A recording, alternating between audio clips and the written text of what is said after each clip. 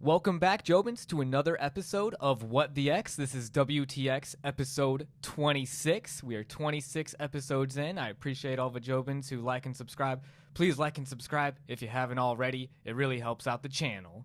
But anyways, let's get right to it because do we have some good tweets today, Jobins?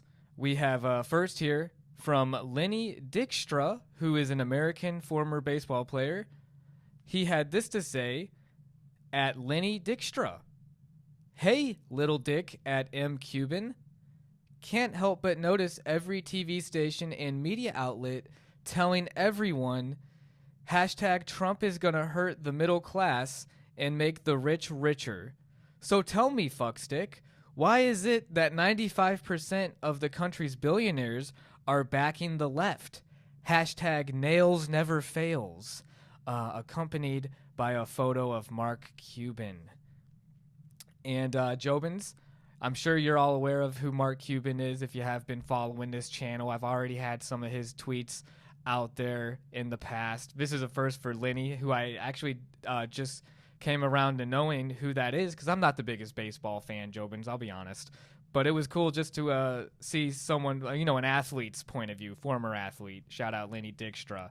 And I think he makes a good point, too, about all the rich people that are backing the Democratic Party. Because I think that a lot of the time we see the Republican conservative side as being like the rich billionaires.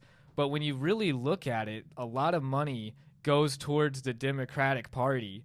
And that's a good question. I don't know if I would call Mark Cuban a fuckstick.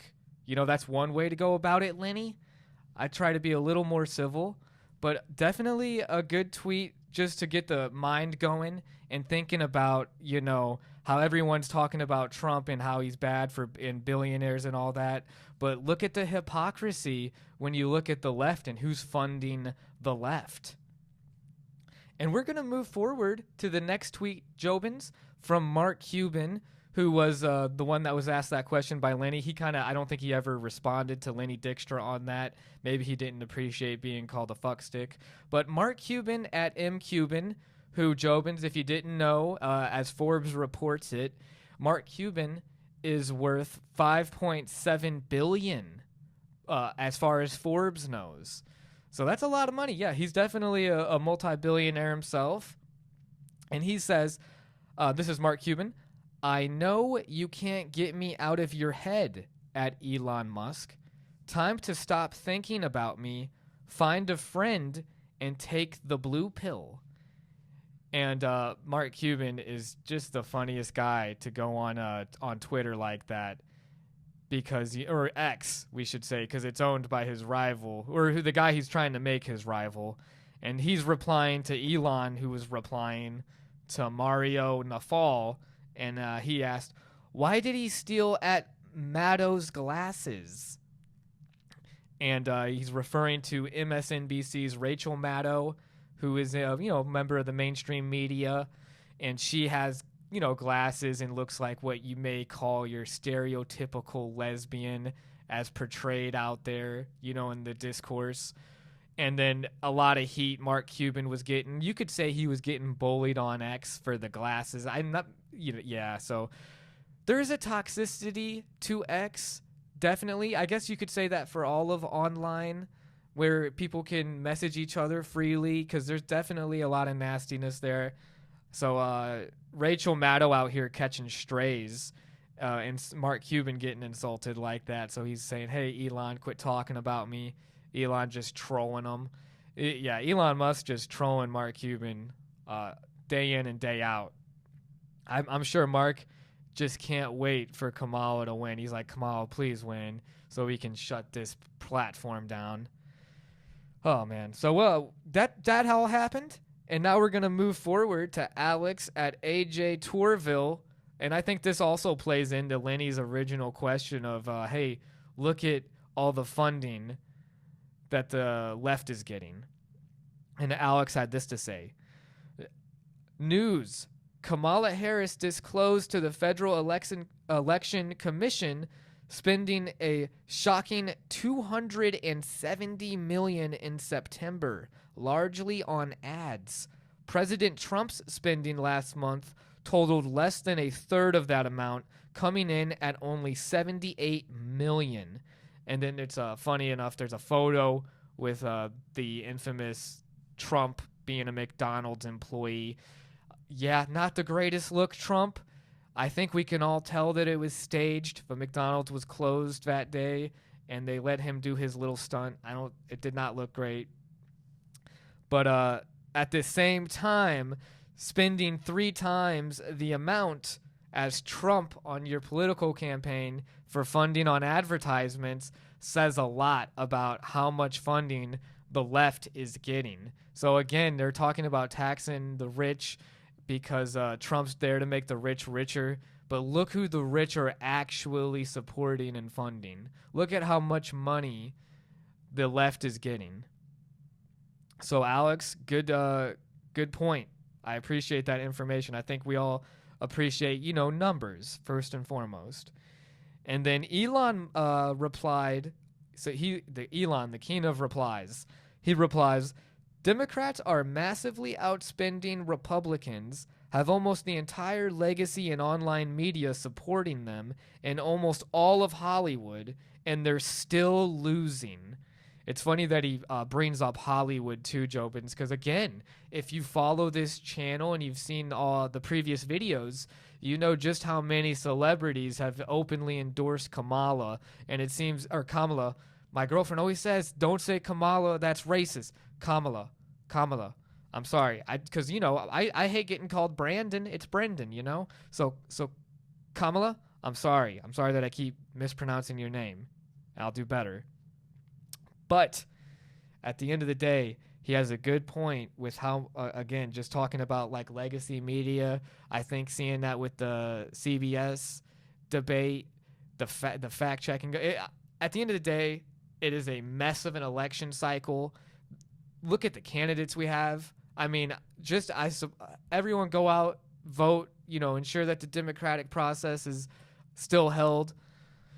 But, man, it's just crazy. So just everybody love everybody. Let's not go at each other's throats over, our political opinions and such. We're all family. We're all Americans at the end of the day. It's the billionaires that, we should be looking at. And that's what this whole video is about today. This whole What the X, episode 26. It's about exposing the billionaires. And next is a tweet by Steve Balmer at Steven_Balmer. And Steve Balmer, Jobins, he's pretty rich himself. He's $124.8 billion in the bank, according to Forbes. $124.8 billion. And we're just going to go with what he has to say here. Steve Balmer at Steven_Balmer. As a numbers guy, I wanted to understand how our taxes are being used and what the real outcomes are for Americans. To me, the most sensible approach was to focus on the numbers from our own government. That's why I started at USA Facts, to give a comprehensive, nonpartisan look using hashtag #JustTheFacts. Appreciate our conversation at Jack Tapper! Accompanied by that is a CNN tweet. It's the interview that he had with Jake Tapper. I did watch Steve Ballmer's Just the Facts. It's on YouTube as well, Jobins, Just the Facts. And it's interesting. It's a little dry because, like, when he says he's a numbers guy, he's not joking. It's numbers, and very unenergetic. Even though he seems enthusiastic about what he's talking about, it's just like equate number. But it is still enlightening, and I think that there's a lot of useful information that Steve Ballmer has. And yes, he's a multi-billionaire, definitely a lot richer than Mark Cuban. Not so much as Elon, though. Elon's at $245.9 billion as far as Forbes confirms. $245.9 billion for Elon Musk, which is crazy. He's definitely the richest guy on the list. So, yeah, again, you could say, hey, they have all this, but look, he has the richest guy. But one rich guy versus a whole bunch of rich guys, that's more of a pattern of like, hey, look who they're aligned with. And my train of thought, at least. These are all just theories at the end of the day.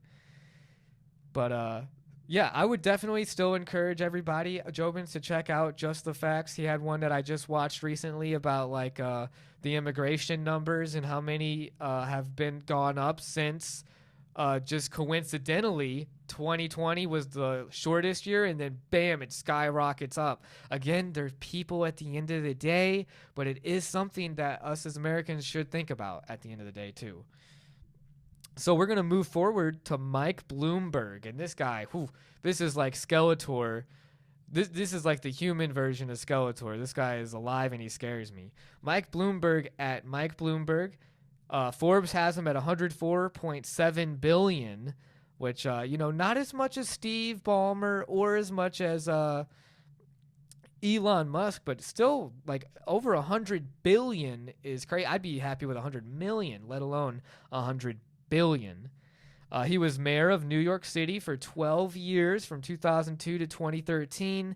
He himself had an unsuccessful bid for president in 2020. Just goes to show his own political aspirations and his need for control. And he got his start on Wall Street in 1966. Think about that, Jobins. This guy's been in Wall Street since even before Wolf of Wall Street days with the regulations in place. You don't think this guy's gotten money off a quick buck? I don't know. Mike Bloomberg, I haven't met a bad Mike, though, so I'll give him that. Shout out to my Mikes out there. But like at the same time, the history of Wall Street and him being in it since 1966 is a little telling, in my opinion, Jobins. And then let's see what he had to say.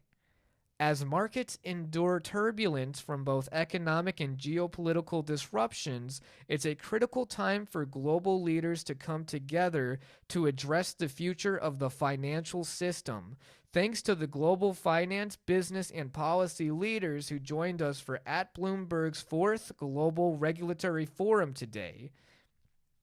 Just when I read that, Jobins, it might sound like a boring-ass tweet, but it's like, is he talking about the cabal meeting up in our faces? Is this the cabal? Is this the 4th annual cabal meeting? I'm hyperbole again, but these are influential people. He's talking about leaders here, finance, business, and policy leaders. Who do you think falls under policy leaders, Jobins? Wouldn't you think that that's politicians? So he's got all of these powerful people meeting up for the 4th time, apparently, 4th Global Regulatory Forum today. And there's a picture under the tweet. And I swear, just like Mark Zuckerberg, just like Mr. Beast, Mike Bloomberg has that emotionless face that tells me this man is in it for sinister reasons, just for the power. He's like not human. It's like a lizard person. It's like these lizard ass people. Again, hyperbole. I don't think he's really a lizard person, but I think he could be evil potentially. It's like, think about this, Jobins. The man is 82 years old. He has so much to be able to retire time and time again. He's in it for the love of the game. He's in it for that's like your ego there, which is scary. It's like he gets a lot of pleasure from being in that position of power. And when people are driven for that reason, that's a scary combination, Jobins. 82 years old and the man is still just wanting to climb Everest. And at the end of the day, can you blame him? Isn't it humans that we want to explore and push the boundaries and go further than anyone's gone before? Isn't that why we've gotten to where we've gotten? But at the same time, is it a double-edged blade? It's almost our downfall as well when you have greed put into the mix. And Mike Bloomberg comes to me he seems to me a guy that could be corrupted by greed, and he's probably could have been corrupted since the 60s. Think about how long this guy's been in power. We talk about, the Russian oligarchy and how there's like all these former like Russians that had KGB ties and then all these deals and favors that made him get the money from government and like all the money that Putin. It's like This is the oligarchy right here in our faces. Mike Bloomberg, Steve Ballmer, even Elon Musk on the other side. It's like they're both, it's like it's a huge distraction for all of us in the general public, in my opinion, to where it's like these guys at the end of the day are holding hands and singing Kumbaya while the rest of us are burning everything. That's how it feels sometimes.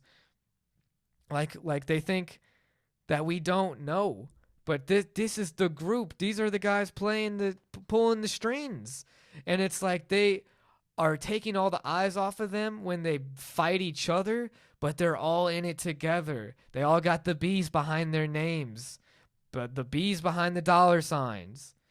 Sorry about the ranting. It's been a little bit since I've done a What the X, and I get a lot of energy mid What the X. I'm just going off on these tweets because it's crazy. Mike at 82, come on. Like, what do you still do? Why are you still wanting to do this? Like, it does. I mean, I hope he's doing it for the future and for grandchildren and all that, but who knows?